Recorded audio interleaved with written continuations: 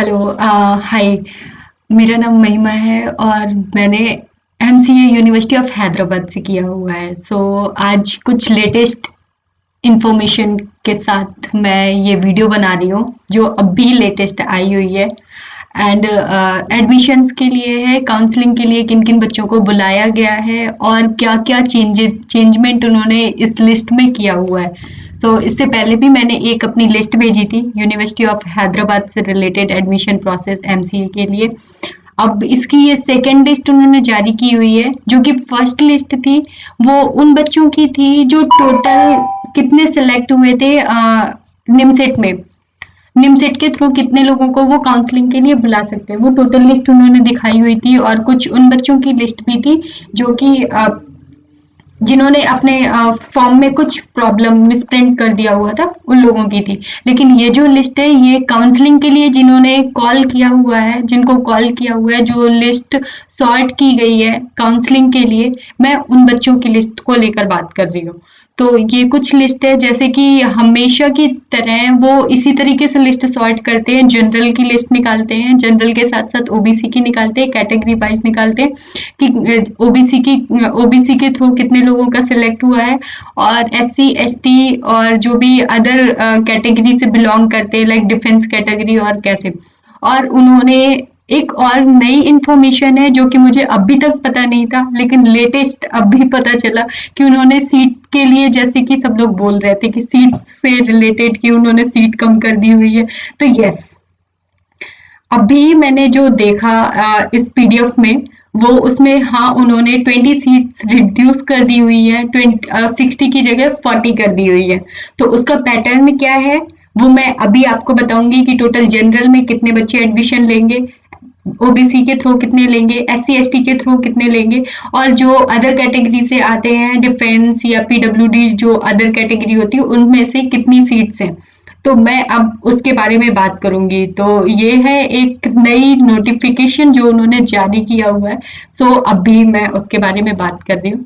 मैं इसको आपको डायरेक्टली यूनिवर्सिटी ऑफ हैदराबाद की साइट पर जाकर शो करूंगी। आप भी देख सकते हैं कि उसमें क्या क्या चेंजमेंट हुई है।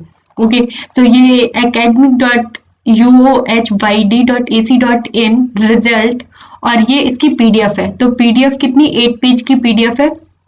हम बात करते हैं यूनिवर्सिटी ऑफ हैदराबाद। सबसे पहले हम नोटिफिकेशन पढ़ते हैं। Admission 2020-2021 list of the candidate shortlisted for admission counselling to MCA. ये जो स्टूडेंट्स हैं वो काउंसलिंग के लिए बुलाए गए हुए हैं। The following candidates have been shortlisted for admission counseling in order of merit based on their performance in the NIMSET 2020 examination for admission to the first semester of MCA in the School of Computer and Information Science during the academic year 2020-21, subject to fulfilling the minimum qualification for admission and other conditions given in the prospectus for 2020-2021. ये serial number है कि how many candidates are there, and ये UH application number है, जो आपका निमसेट का application number था वो नंबर है, और नेम ऑफ द कैंडिडेट की कौन कौन से सिलेक्ट हुए। ये जो जनरल की सीट दिखाई गई है, जनरल की सीट, और ये जो सिंबल्स दिखाए गए हैं ये according to their category wise है कि जो जिसमें कोई भी सिंबल नहीं है वो as a general category select हुआ है, और ये जो सिंबल्स दिखाए गए हैं वो एज अ जनरल कैटेगरी भी एडमिशन ले सकता है, और वो अपनी कैटेगरी के थ्रू जाना चाहता है तो भी वो एडमिशन ले सकता है। ये कुछ अदर कैंडिडेट्स की लिस्ट है। ये जनरल की लिस्ट है। जनरल की लिस्ट में उन्होंने कितनी लिस्ट निकाली हुई है, टोटल जनरल सीट के लिए उन्होंने 112 लोगों को सिलेक्ट किया इन जनरल कैटेगरीज में। एंड ये रिजर्व कैटेगरी की कुछ लिस्ट निकाली उन्होंने। रिजर्व कैटेगरी में कितने लोग आते हैं, रिजर्व कैटेगरी में 21, 42 के बाद में ये सिंबल्स दिए हुए हैं। सिंबल्स के अकॉर्डिंग बताऊंगी मैं आपको कि कौन कौन से सिंबल किस किस कैटेगरी को बिलोंग करता है। ओके।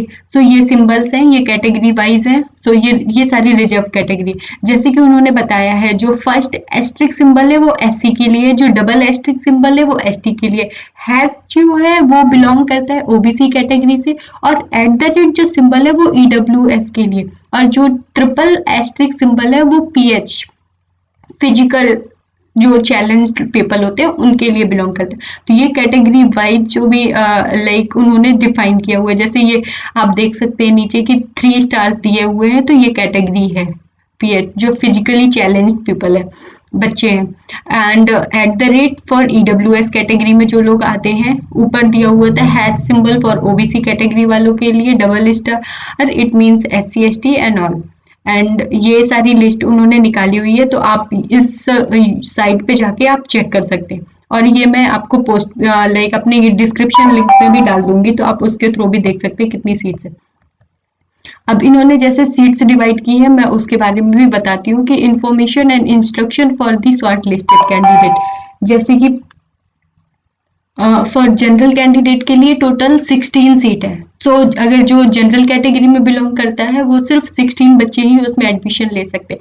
वो एससी एसटी और लाइक कैटेगरी वाइज भी ले सकते हैं, लेकिन टोटल सीट उतनी ही जाएंगी जनरल।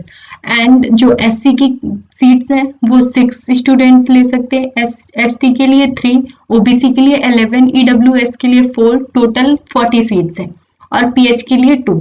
सो अगर आप काउंट करेंगे तो ये टोटल 40 सीट्स उन्होंने डिफाइन की हुई है। ओके, सो इन्होंने सीट्स तो रिड्यूस कर दी, लाइक पहले टोटल 60 सीट्स थी और अब 40 बची हुई है।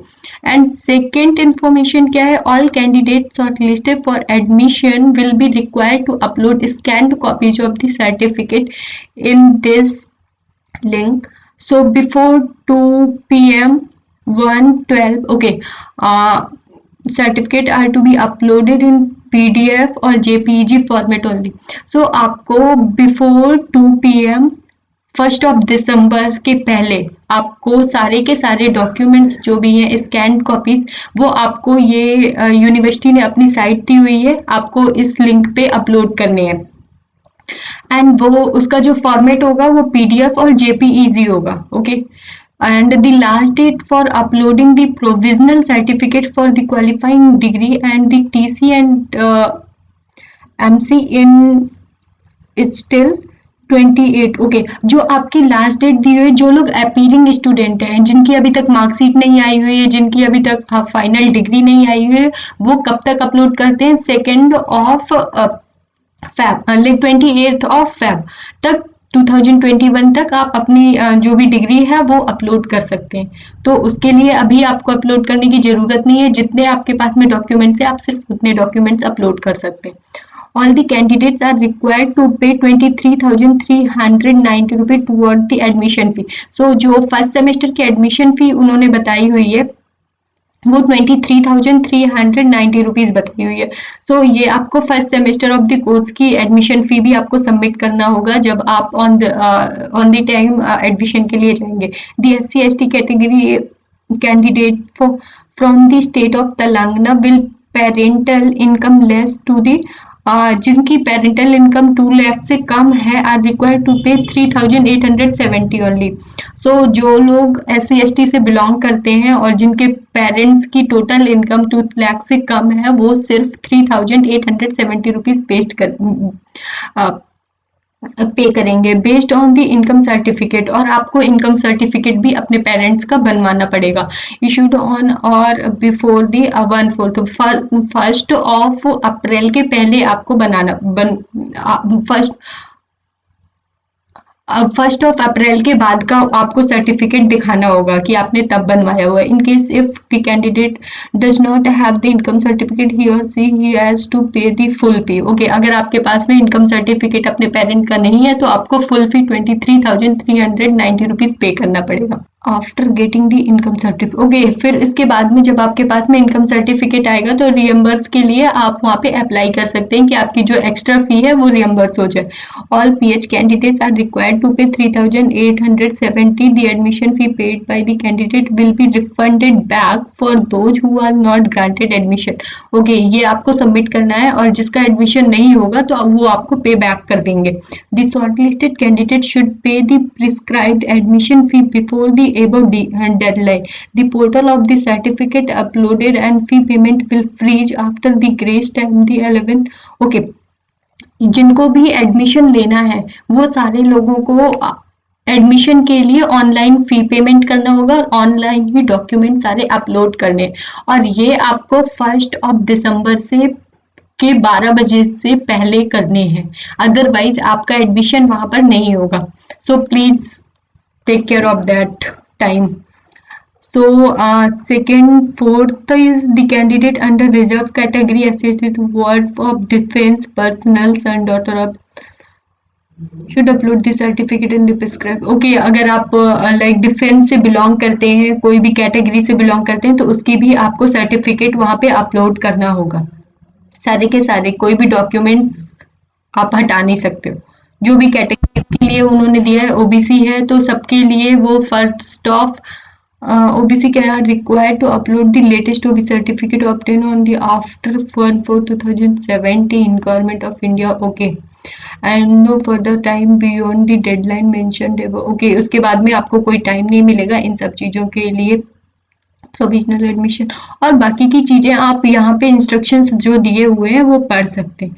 Brief checklist for the candidate of uploading और document and payment of fees. So आपके ये कुछ लिंक्स उन्होंने प्रोवाइड की हुई है, यहाँ पर जाकर आप चेक कर सकते हैं क्या क्या करना है क्या क्या नहीं करना। और कैंसिलेशन और विड्रॉल ऑफ एडमिशन, अगर आपको विड्रॉ करना है तो उसके लिए उन्होंने बोला इन केस ऑफ कैंसिलेशन और withdrawal of admission, admitted student have to apply in e-government portal quoting adequate reasons। refund policy of the University of Hyderabad as mentioned in the prospectus UGC guideline and then fee refund के लिए आपको ये process follow करना होगा।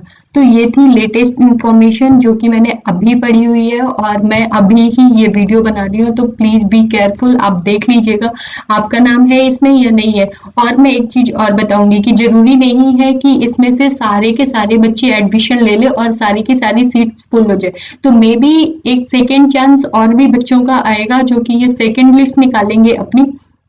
Because यहाँ पर उन्होंने जो ये लिस्ट निकाली हुई है उसकी जो लाइक रैंक है वो बहुत ज्यादा हाई निकाली हुई है।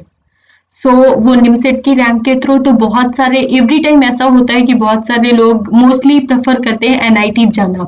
तो वो लोग पहले जिनकी रैंक इतनी अच्छी आई हुई है, यहाँ पर भी यूनिवर्सिटी ऑफ हैदराबाद जो बच्चे सिलेक्ट कर रही है, तो वो लोग हो सकता है एनआईटी चूज करें। तो जब यहाँ पर सीट्स फिल नहीं होंगी तो ये अपनी सेकेंड लिस्ट निकालेगी। सो सेकेंड लिस्ट में एडमिशन होंगे, तो सेकेंड लिस्ट कब तक आएगी, वो आफ्टर लाइक ये सारे एप्लीकेशन लाइक एडमिशंस होने के बाद में ही वो सेकेंड लिस्ट निकालेगी। तो वो बच्चे भी थोड़ा सा पेशेंस रखें कि मे बी सेकेंड लिस्ट आएगी, और डेफिनेटली आएगी ही आएगी, सेकेंड लिस्ट आएगी। सो आप अच्छे से सारे जो भी एडमिशन ले रहा है वहां पे अच्छे से अपने डॉक्यूमेंट्स अपलोड करें।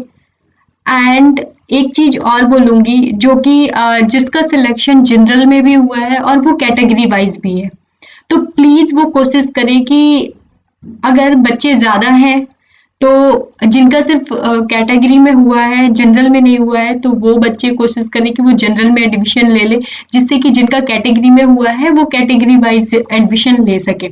लेकिन समटाइम्स ऐसा भी होता है कि कुछ जनरल वालों की सीटें कैटेगरी की वजह से चली जाती है, तो उसका भी थोड़ा सा ध्यान दें।